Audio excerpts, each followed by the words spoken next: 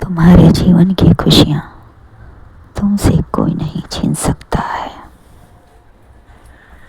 वह तुम्हारा है और तुम्हारे साथ ही रहेगा।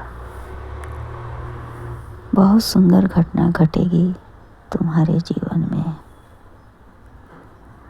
जब जब तुम्हें कोई गलत समझेगा तब तब चमत्कार होगा, क्योंकि तुम मेरे भक्त हो। मेरे बच्चे, तुम्हारे जीवन में चमत्कार होकर रहेगा। जो अब तक नहीं हुआ वो सब होगा। चमत्कार केवल आसमान से नहीं टपकते, ये तुम्हारे अटूट विश्वास, संघर्ष और सकारात्मक सोच से स्वयं ही रचे जाते हैं। मेरे बच्चे, सबसे बड़ा चमत्कार खुद पर भरोसा करना और हार ना मानना है। चाहे रास्ते में कितनी भी कठिनाई, परिस्थितियाँ खराब हो, तुम्हें धैर्य रखना है और खुद पर विश्वास, अटूट विश्वास रखना है। मेरे बच्चे, जब आप अपनी पूरी मेहनत और ईमानदारी से किसी भी चीज़ के लिए प्रयास करते हो तो ईश्वर भी आपके रास्ते आसान बना देते हैं। उनकी नज़रों से क्या छुपा है? कुछ भी नहीं। यह सब जानते हैं और यही असली चमत्कार है। जब तुम पूरी शिद्दत से किसी भी चीज़ को पाने की चाह रखते हो, वो जो ऊपर बैठा है तुम्हारे लिए रास्ते आसान बनाते चले जाता है, ताकि तुम अपनी मंजिल तक आसानी से पहुंच सको।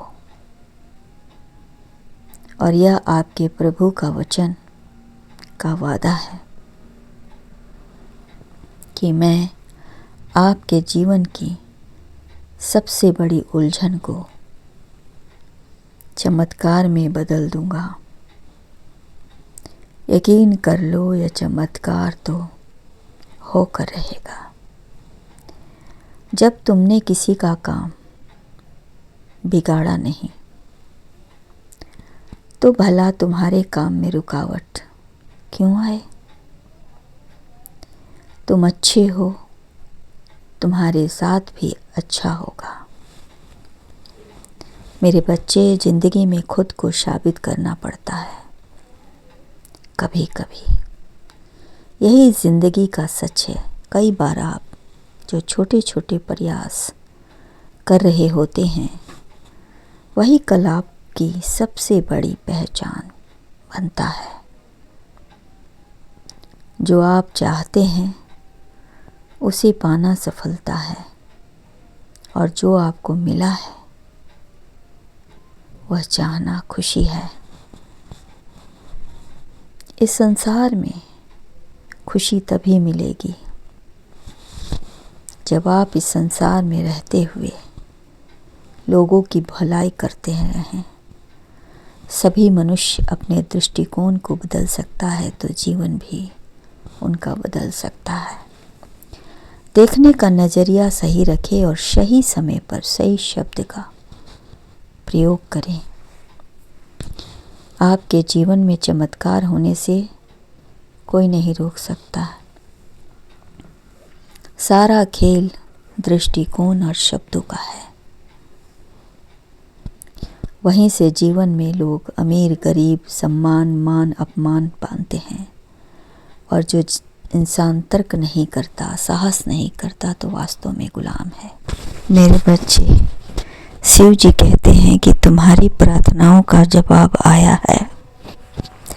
तुमने धैर्य, विश्वास और इंतज़ार का अच्छा परिचय दिया है। तुमने अपने अपमान पर भी सभी को क्षमा किया है। प्रार्थनाओं का फल तुम्हारी मर्जी के अनुसार न होकर शिव जी के मर्जी के अनुसार सही समय पर हुआ है। मेरे बच्चे, तुमने सच्चे हृदय से मुझे पुकारा है। तुम्हारी पुकार मुझ तक पहुंच गई और हमने तुम्हारे मन की मनसा को देखते हुए यह पाया कि तुम अपने लिए नहीं बल्कि सबके लिए प्रार्थना कर रहे हो और सबके लिए तुम अच्छा ही मांग रहे हो। तुम चाहते हो कि हर इंसान सही रास्ते पर चले, बुराई का दामन छोड़ दे, भलाई को अपना ले। तुम शांति, अमन चाहते हो पूरे विश्व में। तुम चाहते हो कि फिर से सतयुग का आरंभ हो।